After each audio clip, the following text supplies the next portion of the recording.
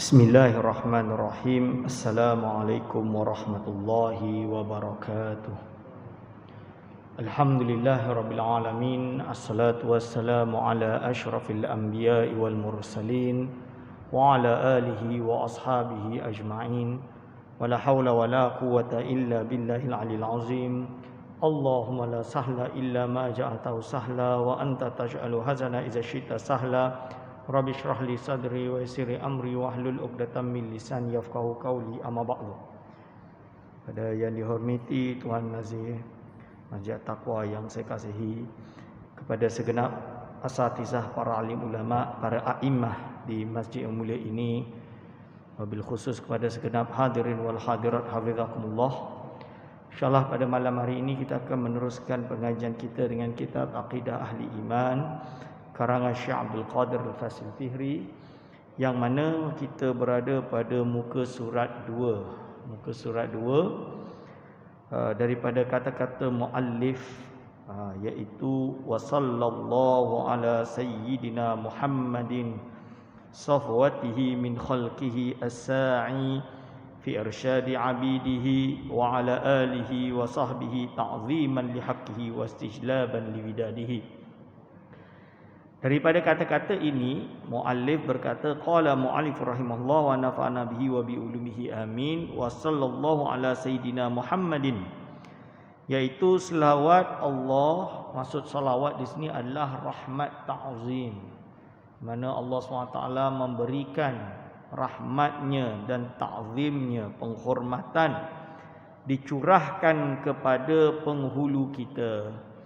Jadi bila kita kata Nabi Muhammad sallallahu alaihi wasallam, maka dia adalah penghulu kita. Kenapa dia penghulu kita? Kerana ada sebuah hadis, iaitu aku adalah penghulu anak Adam.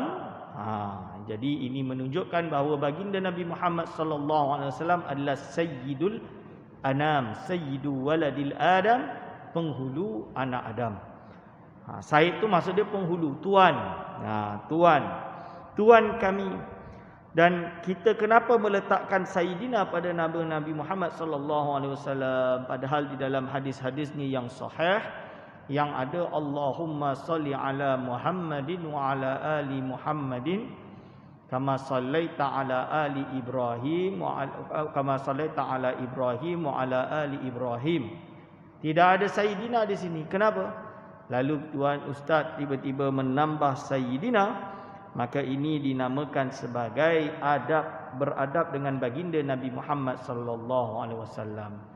Apakah layak untuk kita memanggil Nabi Muhammad sallallahu alaihi wasallam sebagai nabi dan penghulu kita dengan hanya julukan atau panggilan Muhammad tanpa ada penghulu, iaitu tanpa ada sayyidina Muhammad? Apakah beradab kita memanggil guru kita dengan nama sahaja tanpa ada gelarnya cikgu, tuan, encik? Atau apakah layak kita memanggil ayahanda kita, bunda kita dengan nama? Disebut saja nama tanpa menyebut dengan bapa atau lain-lain, papa atau lain-lain, ibu. Dan ini menunjukkan pentingnya ta'adduban, beradab.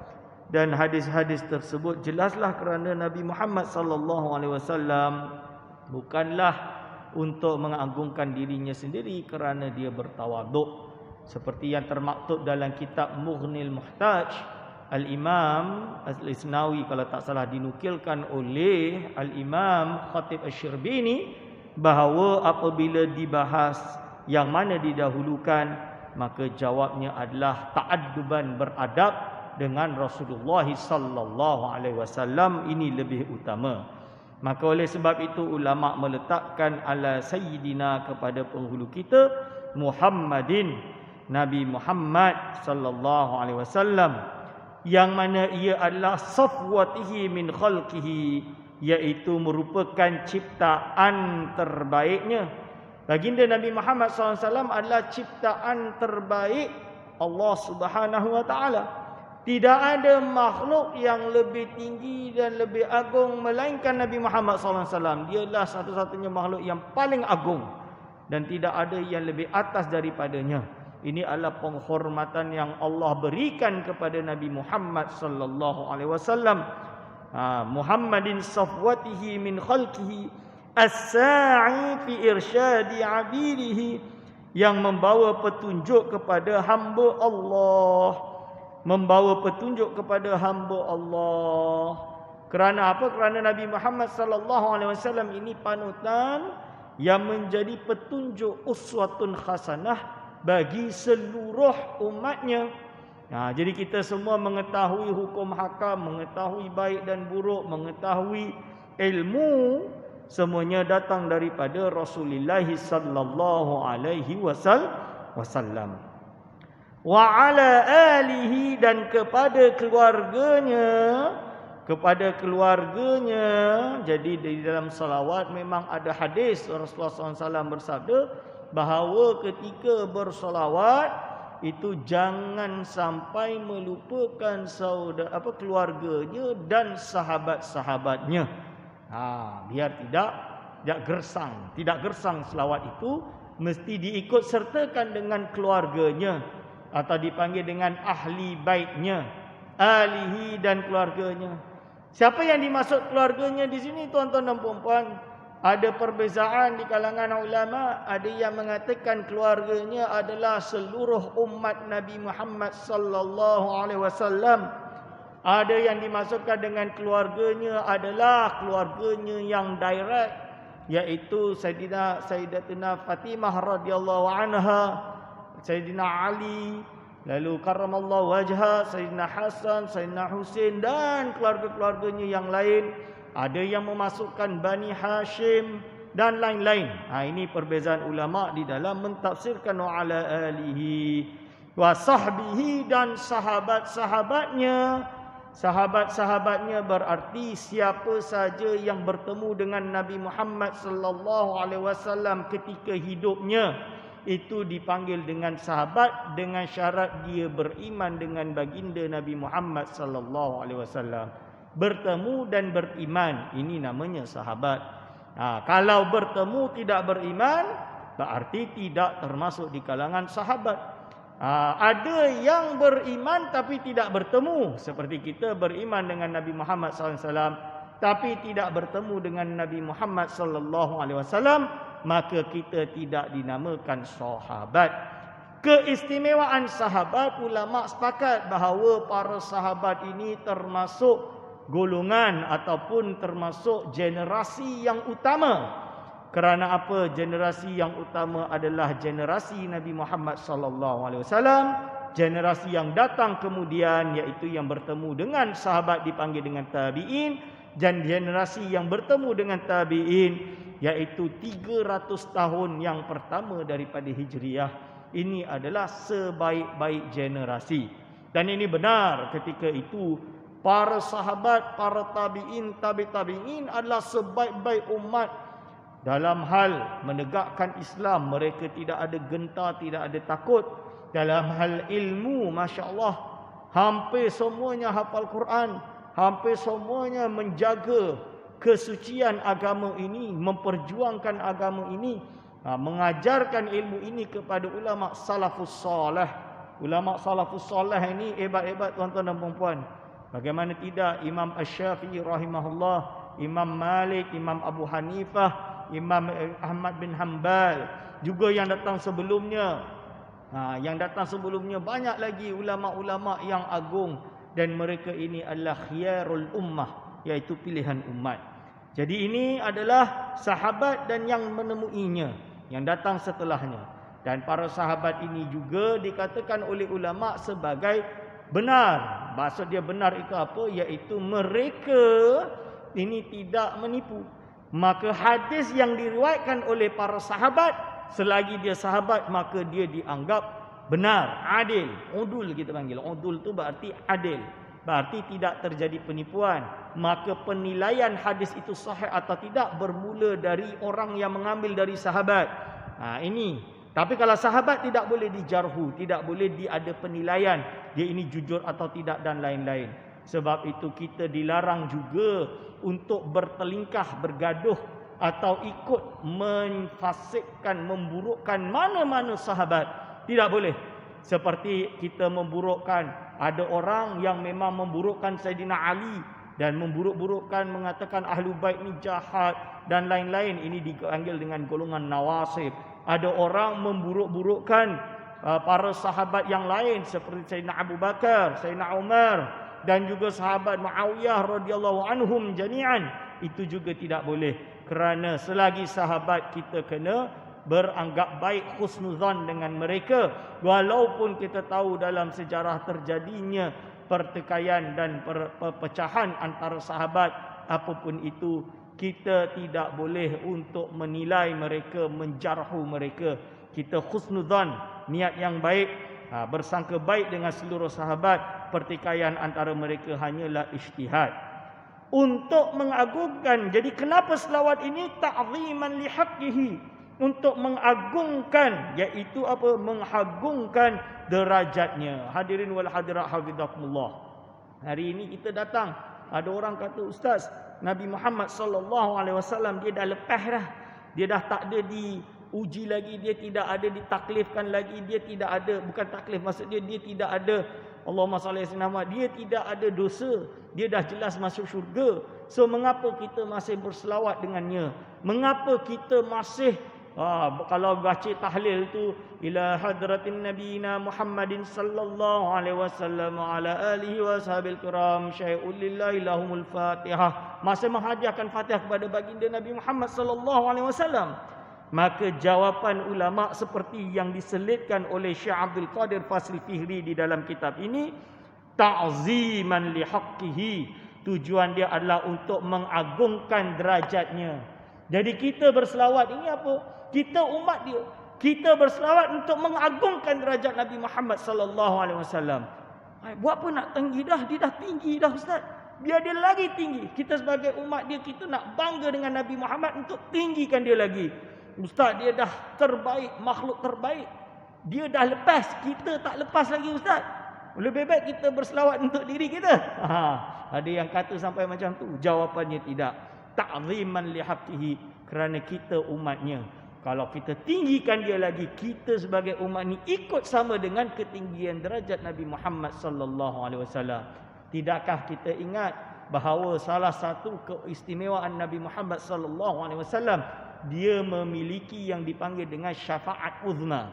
Syafaat uzma ini adalah syafaat untuk faslul qada, untuk orang yang berdosa besar di kalangan umatnya, yang akan masuk dalam api neraka, tapi dia masih mukmin, masih beriman, walau dzarratan minal iman, walau sebiji zarrah iman dia. Dengan syafaat uzma Nabi Muhammad sallallahu alaihi wasallam, Nabi Muhammad sallallahu alaihi wasallam boleh mengeluarkannya daripada neraka dengan syafaatnya dan masuk ke dalam syurga. Maka ini dipanggil dengan syafaat uzma, dan dibahas oleh ulama dalam kitab-kitab akidah dan lain-lain. Dan dalam kitab ini tentang syafaat uzma, apakah kita tidak berkehendak dengan syafaat uzma baginda sallallahu alaihi wasallam? Jawapannya tentu kita nak. Sebab apa? Kita sedar diri. Kita ni memang kena sedar diri, kira-kira ibadah kita ni cukup ke untuk menyelamatkan kita? Ternyata tidak, tuan-tuan dan puan-puan. Kita belum tentu, kita tak dapat nak jamin.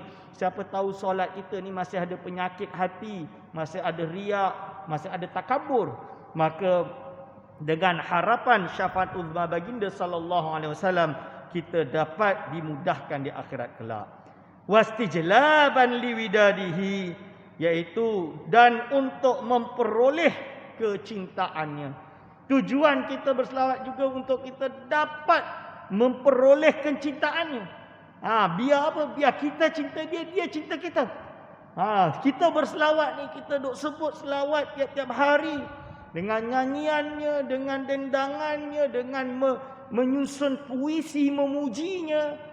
Ini tujuan dia apa? Supaya kita tambah cinta kepada Nabi Muhammad sallallahu alaihi wasallam, dan Nabi Muhammad sallallahu alaihi wasallam mencintai kita.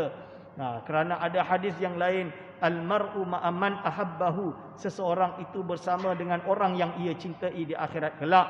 Maka kalau kita mencintai Nabi Muhammad sallallahu alaihi wasallam, kita berharap kita pun ikut sama ditarik masuk ke dalam syurga. Tidak diseksa di akhirat kelak, tak singgah mana-mana, dah terus masuk syurga dengan Nabi Muhammad SAW, masuk dalam syurganya bighairi hisab. Ini yang kita harapkan, tuan-tuan dan puan-puan. Jadi ini adalah pembukaan yang telah disebutkan oleh muallif Syekh Abdul Qadir Al-Fasil Fihri. Lalu dia masuklah pada perbahasan akidah yang pertama. I'lam, ketahuilah. Ini adalah benda yang kita kena tahu ilmu ini. Ini muqaddimah. Muqaddimah ni penting sebagai kunci bagi ilmu akidah dari awal sampai akhir. Annallaha, sesungguhnya Allah Subhanahu wa taala aujaba ala kulli mukallafin, mewajibkan atas sekalian mukallaf. Perkataan aujaba di sini mewajibkan itu apa? Mewajibkan secara hukum taklifi kita panggil. Hukum taklifi itu maksud dia hukum yang bersifat beban hukum. Wajib, sunat, mubah, makruh, haram. Ini dipanggil hukum taklifi. Solat 5 waktu wajib. Bayar zakat wajib. Melakukan perkara yang haram seperti apa? Seperti mencuri haram, membunuh haram, mengumpat haram. Ini dilarang. Ini nama dia hukum taklifi. Berarti apa yang dia nak cakap sekarang ini hukum dia adalah wajib. Wajib ini dimaknakan oleh ulama ma yuthabu bi fi'lihi wa yu'aqabu bi tarkihi. Apa yang diberi pahala dengan melakukannya, wa yu'aqabu bi tarkihi, dan disiksa atas meninggalkannya. Ini nama dia wajib, tuan-tuan dan puan-puan. Wajib. Jadi kalau kita tinggal solat, kita dapat dosa, disiksa di akhirat kelak. Kalau kita lakukan solat sebab dia wajib, maka kita dapat pahala kita melakukan solat. Sebab itu kita berusaha istiqamah untuk melakukan solat 5 waktu. Dan lebih utama lagi kalau dilakukan di dalam masjid berjamaah setiap waktu. Aujaba, Allah SWT mewajibkan ala kulli mukallafin, kepada sekalian mukallaf. Yang dimaksud mukallaf ni orang yang mendapat beban hukum tadi. Kerana kalau belum mukallaf, dia tidak ada wajib baginya, tidak ada sunat baginya, tidak ada, lebih kurang macam tu. Maksud dia adalah hukum pahala yang didapatkan, tapi dia tidak mendapat lagi beban hukum. Dalam arti kalau dia meninggal sebelum dia baligh, maka dia akan masuk ke dalam syurga kerana dia belum menanggung beban hukum, kita panggil. Dalam kitab fiqh ni dipanggil dengan hukum taklifi. Jadi Allah SWT mewajibkan atas sekalian yang dah mukallaf tadi. Siapakah mukallaf? Pertama, wahwa al-balihu, iaitu seseorang yang baligh. Baligh ni maksud dia dah cukup umur lah, tuan-tuan. Baligh ni di dalam mazhab Syafi'i ada beberapa cara. Kalau lelaki, sama ada pertama umur dia 15 tahun Qamariah. 15 tahun bukan 15 tahun matahari, tapi 15 tahun secara tahun bulan. Perhitungan dia ikut bulan. Yang kedua, mungkin disebabkan keluarnya air mani. Ini menyebabkan dia menjadi baligh bagi lelaki. Kalau perempuan, sama ada dengan dia itu sampai kepada umur 15 tahun Qamariah bulan, atau dengan keluarnya darah haid misalan dia. Ini juga menyebabkan dia menjadi baligh. Itu nama dia baligh. Al-aqilu, yang berakal. Berakal ni apa? Akal sihat, dapat membezakan, dapat berfikir, dapat tahu baik dan buruk dan lain-lain. Ini namanya berakal. Berarti orang yang gila tidak termasuk mukallaf. Orang yang pingsan lama. Pingsan lama tu contoh dia apa? Orang yang terkena koma. Dia aksiden, dia koma lama. 5 tahun koma contoh dia. Ini tidak termasuk berakal. Tapi kalau berakal ni sober macam kita ni lah, yang menjaga ni. Allazi balaghathu da'watun nubuati, iaitu yang sampai kepadanya dakwah kenabian. Iaitu allazi balaghathu da'watun nubuati, sampai kepadanya dakwah kenabian. Kerana apa? Kerana ada orang, terutama zaman dahulu, tidak sampai kepadanya dakwah kenabian. Dalam Al-Quran jelas Allah SWT berfirman, iaitu kami bukanlah orang yang mengazab suatu kaum hatta nab'atha rasulah, sehingga kami mengutus kepada mereka seorang utusan, sampailah mesej tu sampai. Jadi kalau tak sampai, maka dia bukanlah mukallaf. Misalan dia lah, tuan-tuan, Kalau ada orang dia naik airplane, dia jatuh dekat satu pulau. Lepas tu orang ni berkahwin dan memiliki anak dia belum dewasa, belum faham, kedua mak bapak dia meninggal. Lepas tu dia dibesarkan, maka dia tidak dianggap sebagai mukallaf selagi tidak ada yang datang mengajarkan dia syariat. Pada hari ini misalan dia, atau pada zaman dahulu ketika diutusnya baginda sallallahu alaihi wasallam, orang yang berada di jauh dari Mekah dan Madinah tidak sampai kepadanya dakwah kenabian sama sekali, maka dia dipanggil dengan ahlul fatrah, atau orang yang hidup iaitu di antara zaman Nabi Isa alaihi salam sampailah dengan zaman Nabi Muhammad sallallahu alaihi wasallam, antara itu dipanggil dengan ahlul fatrah. Maka ahlul fatrah ini dia tidak dihukum sebagai kufur. Contoh dia yang paling mudah apabila ulama membahas tentang bonda baginda sallallahu alaihi wasallam. Bonda baginda sallallahu alaihi wasallam menurut ulama ahli sunnah wal jamaah, dia tidak boleh dikaitkan atau dianggap sebagai orang yang kufur.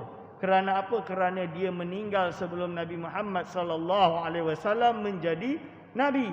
Maka dia tidak ada beban hukum. Dia dipanggil ahlul fatrah. Fatrah ini berarti antara dua kenabian, antara dua nabi. Berarti dia tidak sampai mesej. Tidak sampai mesej, iaitu risalah tu tak sampai pada dia, maka dia tidak diberikan hukum taklifi. Ini menurut ulama di dalam kitab-kitabnya seperti kitab Tuhfatul Murid karangan Syekh Al-Imam Bajuri, Ibrahim Al-Bajuri dari Universiti Al-Azhar zaman dululah ni. Okey. Ayyakuna arifan, iaitu wajib bagi sekalian mukallaf. Apa yang wajib Ustaz? Dari tadi duk kata wajib. Dah lari ke sana sini. Apa yang wajib? Wajibnya ayyakuna arifan. Dia kenalah seorang yang mengetahui. Jadi kita semua ni mukallaf. Kita ni kena tahulah ilmu ni. Kalau tak tahu ilmu ni, kira kita berdosa lah. Itu maksud dia. Bukan kita nak kata kita kufur. Tak kufur. Tapi kita berdosa meninggalkan kewajipan mengetahui ilmu akidah secara lengkap. Ini. Ayyakuna arifan, mengetahui bima yajibu, dengan apa yang wajib lahu subhanahu wa ta'ala. Maksud yang wajib kedua ini bukan wajib yang pertama. Kalau wajib yang pertama tadi dipanggil hukum taklifi, ma yusabu bi fi'lihi wa yu'aqabu bi tarkihi. Sesuatu perkara yang diberi pahala ketika melakukannya, diberi dosa, diberi siksaan bila meninggalkannya. Tapi yang kedua ini bima yajibu lahu subhanah, apa yang wajib, mengetahui apa yang wajib bagi Allah Subhanahu wa taala. Maksud yang ini adalah wajib secara akli. Ada pula wajib akli Ustaz? Ada. Wajib ini, jadi hukum hakam ni, hukum kita panggil, hukum ini menetapkan satu perkara, itu namanya hukum. Hukum ini dia terbagi kepada beberapa kategori. Kategori pertama dipanggil hukum taklifi, yang tadi tu wajib, sunat, mubah, makruh, haram. Tu hukum taklifi. Lalu ada kedua hukum akli. Hukum akli tu apa? Hukum rasional. Hukum rasional ni ada 3 di dalam Islam. Ada 3. Pertama, hukum akli wajib. Yang kedua adalah hukum akli mustahil. Yang ketiga, hukum akli harus. Wajib ini apa? Wajib ini ma la yatasawwaru fil aqli adamuhu. Sesuatu perkara yang akal ini tak boleh gambarkan ketiadaan perkara tersebut. Tu kita panggil wajib. Allah wujud itu wajib wujud. Kalau tak wujud ni akal tak boleh terima lah. Yelah, kalau Allah tak wujud, siapa yang ciptakan alam ni? Jadi sendiri Ustaz, macam mana boleh jadi sendiri kalau meja ni lah, contoh dia tiba-tiba hilang dari masjid ni. Orang tanya, manalah mimbar ni mana, masjid meja ni mana? Oh, dia hilang sendiri. Orang boleh percaya tak? Orang tak percaya, mesti ada yang hilangkan. Betul tak? Kalau tiba-tiba ada jadi meja ni, macam mana meja ni boleh bentuk macam ni dengan ukiran cantik, bunganya, tulisannya? Siapa yang buat? Oh, tak ada. Dia tiba-tiba jadi macam ni sendiri Ustaz. Mana boleh? Mesti ada yang menciptanya. Akal tak boleh terima. Tak boleh terima, iaitu wujudnya alam ini, melainkan ada sang pencipta, iaitu Allah Subhanahu wa taala. Ini dipanggil hukum wajib akli. Wajib akli tuan-tuan dan puan-puan. Wajib. Jadi termasuk nanti kita akan bahas tentang sifat wajib, banyak, panjang. Okey, ma la yatasawwaru fil aqli adamuhu. Akal tak boleh terima ketidakwujudannya perkara tersebut. Yang kedua, wa ma yastahilu alaihi, dan apa yang mustahil atas hak Allah Subhanahu wa taala. Masuk mustahil atas hak Allah Subhanahu wa taala, akal tak boleh nak terima kewujudannya. Ma la yatasawwaru fil aqli wujuduhu. Jadi ni benda mustahil. Akal tak boleh terima. Macam manalah benda ni boleh wujud? Tak boleh. Benda ni takkan boleh wujud. Contoh dia apa tuan-tuan dan puan-puan? Contohnya kita nak katalah. Kita nak kata bahawa apa? Misalnya 1 tambah 1, 10. Mana boleh 1 tambah 1, 10? 1 tambah 1, 2. Tak, 10. Macam mana boleh 10? Tak boleh. Tak boleh nak terima. Ini mustahil. Begitu juga seperti kita kata, Ustaz, Tuhan di dunia ini ada dua. Ada dua Tuhan. Ya. Kenapa boleh macam tu? Sebab kalau dia tak ada dua Tuhan, macam mana dia nak cipta alam ini? Justru kita kata itu mustahil. Mustahil di alam ini ada dua Tuhan. Dia mesti esa. Kenapa mesti esa? Bayangkanlah kalau ada dua Tuhan. Lalu dia nak kata satu, Ustaz Aiman tengah duduk mengajar dekat masjid At-Taqwa, PDDI. Tuhan yang kedua kata tak, dia sedang berlari dekat stadium Shah Alam misalnya. Lalu dia mesti antara satu, sama ada sedang di sini atau sedang berlari misalnya. Maka tidak bolehlah kalau dia tengah mengaji pada waktu yang sama dia juga berlari. Ini nama dia mustahil. Ini nama dia mustahil. Kerana apa? Yang namanya Tuhan mesti iradahnya dilaksanakan. Maka benarlah bahawa kalau Tuhan yang kata bahawa si fulan tersebut belajar, dialah Tuhan yang benar, yang satunya bukanlah yang benar. Berarti dia mesti esa. Inilah yang dipanggil dengan dalil tamannuq di dalam firman Allah SWT. Lau kana fihi ma alihatun illallah la fasadata. Kalaulah di langit dan bumi ini ada Tuhan selain Allah, maksudnya ada Tuhan-Tuhan illallah melainkan Allah, la fasadata. Nescaya hancurlah langit dan bumi ini. Kenapa hancurnya langit bumi ini? Kerana adanya dua Tuhan menyebabkan bahawa yang mana satu Tuhan tersebut tidak ada tidak istilahnya Tuhan, dia tidak boleh kalah. Setiap kehendak dan setiap kuasanya mestilah lebih unggul dari segala-galanya. Idza arada syai'an ayyakula lahu kun fayakun. Itu dia tuan-tuan dan puan-puan. Lalu ini mustahil dipanggil. Lalu wama yajuzu fi haqqihi, dan apa yang harus bagi hak Allah Subhanahu wa taala. Apa yang dimaksud dengan harus? Jadi perkara harus ini adalah ma yasihhu fil aqli wujuduhu wa adamuhu, iaitu perkara yang sah bagi akal kewujudannya dan boleh tak wujud. Contoh dia apa tuan-tuan? Kira-kira orang ni, orang Islam mesti menang, mesti wajib ke menang? Tak, Allah SWT boleh bagi dia menang, boleh bagi dia tak menang. Kita boleh nampak dulu Islam kuasa menang, masya-Allah, gah hebat. Lepas tu kalah, lepas tu gah balik, kalah balik, gah balik. Itu biasa. Begitu juga ada orang Islam hari ini kerja susah-susah tak kaya-kaya. Ada juga orang yang Islam hari ini kerja susah-susah juga kaya-kaya. Begitu juga dengan sebaliknya, orang yang bukan Islam harus bagi Allah bagi dia rezeki, tapi dia tak beriman dengan Allah. Allah tak wajib untuk memberi, tak wajib juga untuk tidak memberi. Jadi Allah nak bagi, Allah bagi. Allah tak nak bagi, Allah tak nak bagi. Begitu juga syurga dan neraka tuan-tuan. Kita masuk syurga kerana rahmatnya. Bukan wajib bagi Allah untuk masukkan kita dalam syurga. Tapi kita berharaplah, kita berdoa, kita termasuk yang mendapat rahmat Allah untuk mendapat syurganya. Ini kita panggil harus. Jadi Allah SWT tak wajib melakukan perkara-perkara yang harus ini. Baik, sekarang kita masuk faslun fil ilahiyat, fasal tentang ketuhanan. Fasal tentang ketuhanan. Jadi pertama sekali dalam ilmu akidah, setelah kita dah ada ilmu alat istilah-istilah tersebut, maka wajib untuk kita mengetahui dan mengenal Tuhan kita, mengenal Allah Subhanahu wa taala. Bagaimana kita nak faham firman Allah SWT, fa'lam annahu la ilaha illallah.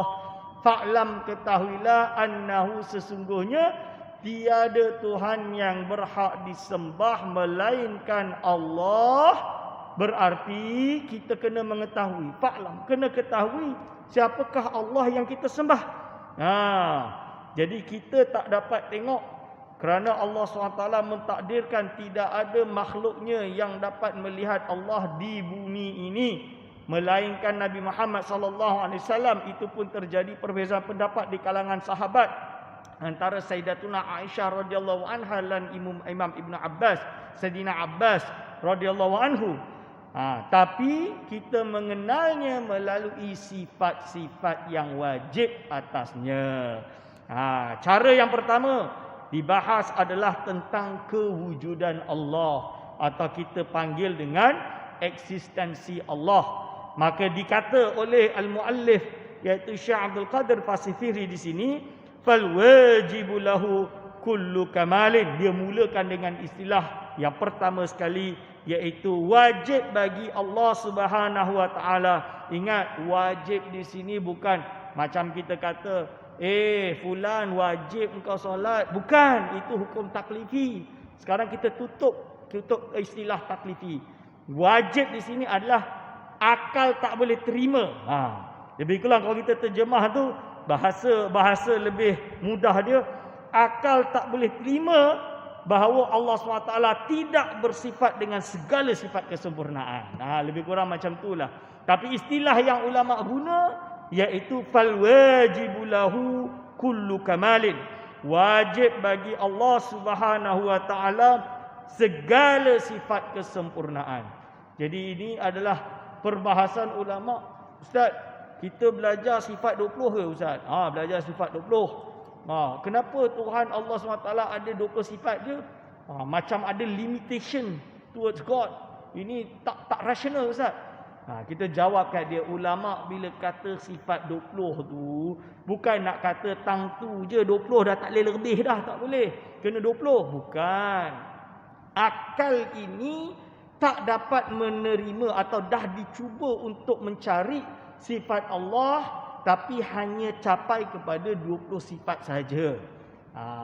Tapi Ustaz, tu ada Rahman, Pemurah, Penyayang, Maha Adil. Ini kan sifat-sifat Allah. Bukan tak sifat, ia itu sifat. Cuma dia tak masukkan dalam kategori 20, kerana yang nama-nama tadi kita panggil dengan asma Allah, Ar-Rahman, Ar-Rahim, Al-Adil dan lain-lain. Ini kita panggil sebagai af'al Allah, perbuatan Allah. Kerana ia dari tidak ada lalu ada. Ada orang susah, tiba-tiba dapat rezeki, Ar-Razzaq kan. Ini perbuatan Allah, Allah bagi dia rezeki. Ada orang tengah kalah, lepas tu dengan rahman Allah dia menang, misalan dia. Rahmat Allah dia bahagia, misalan dia.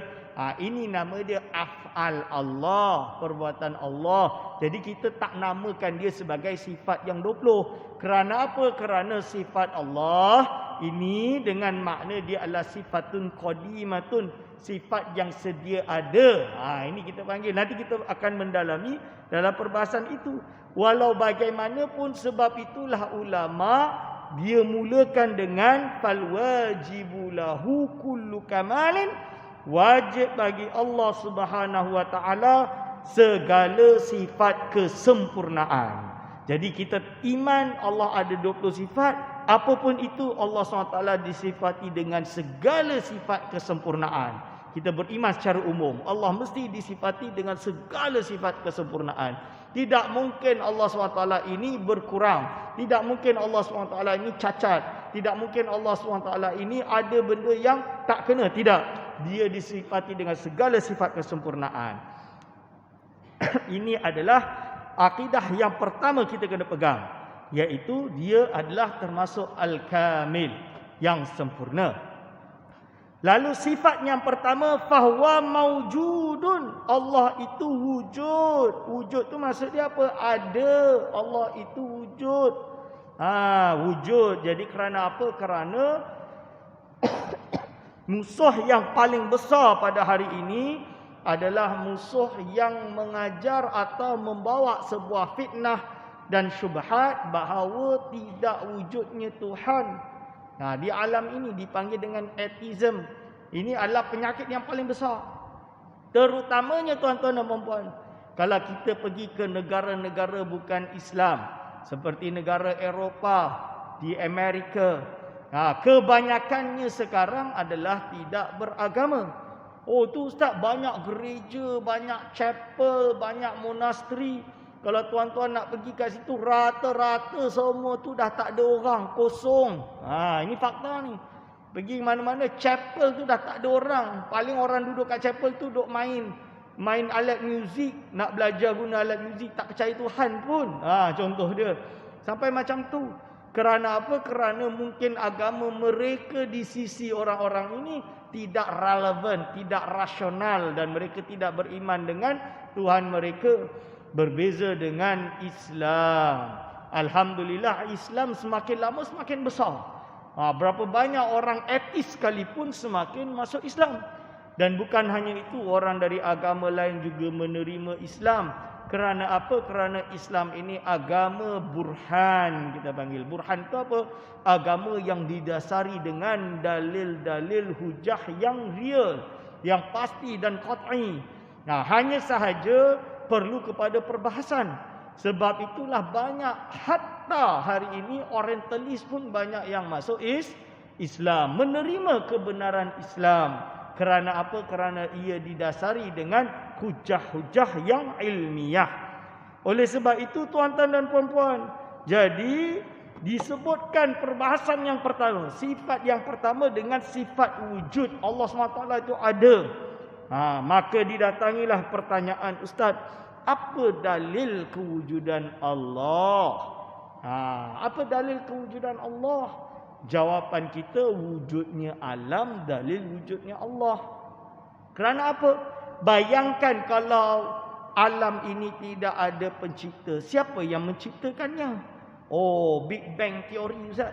Big Bang Theory ini yang jadikan alam ini. Pertama tu teori. Teori ini belum terbukti, itu pertama. Yang kedua, okeylah kalau kita kata Big Bang Theory ini menyebabkan wujudnya alam ini. Suatu letupan besar terjadi, Big Bang. Akhirnya jadilah alam ini seperti yang diperjuangkan oleh ahli fizik pada hari ini. Maka kita kejar dia. Kita kejar tu maksud dia macam mana? Kita tanya dia. Okey, so kalau ada Big Bang ini yang menjadikan alam ini, macam mana Big Bang itu boleh terjadi? Dia kata kerana ada percakaran antara gas-gas ini. Gas-gas di alam itu terlanggar, tercakar, akhirnya meletup, jadilah alam ini. Dia kata macam tu. So kita nak tanya, siapa yang cipta gas tu dulu? Ini kena tahu juga kan. Kita kejar dia. Nanti dia nak tak nak dia akan kembali, mestilah ada pemula. Ada satu zat yang mencipta gas tersebut, yang menciptakan kejadian Big Bang tersebut. Ini kena ada. Sebab itulah ulama kata, hatta Aristotle sendiri dia percaya dengan kewujudan Tuhan. Melalui apa dia percaya dengan kewujudan Tuhan? Dia kata macam ni, bahawa segala sesuatu mesti ada 4 unsur. Dipanggil dengan 4 cause. Must have 4 causes. 4 causes ni apa? Pertama, contoh dia ni lah, meja ni. Dia ada matter. Matter dia dari kayu. Lepas tu dia mesti ada form, bentuk. Bentuk dia bentuk meja. Lepas tu dia mesti ada agent. Dia mesti ada yang membuat meja. Lalu dia mesti ada purpose. Purpose dia adalah meja tempat letak buku. Apabila complete 4 ini, ini nama dia existence. Dia mesti ada 4 causes ini. Tapi kalau kita sambung, dia kata tak rasional. Dia mesti start somewhere. Dia mesti mula dengan sesuatu. Permulaan inilah kepercayaan bahawa adanya Tuhan. Dia panggil unmoved mover. Yang akhirnya Aristotle juga percaya tentang kewujudan Allah Subhanahu Wa Taala. Mesti ada Tuhan yang menciptakan. Kerana tak mungkin alam ini wujud tanpa ada pencipta. Dan ini ulama dah tulis perbahasan dia banyak. Dalil-dalil tentang kewujudan Allah Subhanahu Wa Taala. Belum lagi dengan hujah-hujah yang lain yang panjang dan dibahas di peringkat ahli akademik. Menjawab, saling membalas hujah. Dan apapun itu Allah tetap wujud. Okey. Jadi pertama itu adalah fahuwa mawjudun, iaitu Allah SWT itu wujud. Wujud. Lalu la yajuzu alaihi al-adamu sabiqan wala lahiqan, iaitu tidak harus, maksudnya tidak boleh, mustahil lah maksud dia. Mustahil baginya atau mustahil atas Allah Subhanahu wa taala itu menerima sifat ketidakwujudan, menerima al-adam, tidak wujud. Mustahil dia boleh jadi tak wujud, sama ada sabiqan, terdahulu, wala lahiqan, dan terkemudian. Maksud dia mustahil Tuhan itu atau Allah dia dari tidak ada lalu ada. Ini mustahil. Mustahil dia ada lepas tu tak ada. Itu juga mustahil. Berarti ini yang dipanggil oleh ulama sebagai qadim atau kidam. Allah wujud, kidam, baqa. Allah wujud, qidam. Kenapa qidam? Qidam tu maksud dia kewujudannya tidak diawali dengan permulaan. Tidak ada ibtidaiyah, bahasa Arab tu dipanggil. La ibtida'a lahu fi wujudihi. Tidak ada permulaan. Permulaan tu dari tidak ada lalu ada. Ini mustahil bagi Allah SWT. Berbeza macam kita. Kita ni dari tak ada lepas tu ada. Nabi Adam AS dari tak ada lepas tu ada. Alam ini dari tak ada lepas tu ada. Bumi ini dari tidak ada lalu ada. Itu berarti ada permulaan. Tapi Ustaz, Nabi Adam AS kan lama dulu Ustaz. Ya lama, tapi tetap dari tidak ada lalu ada.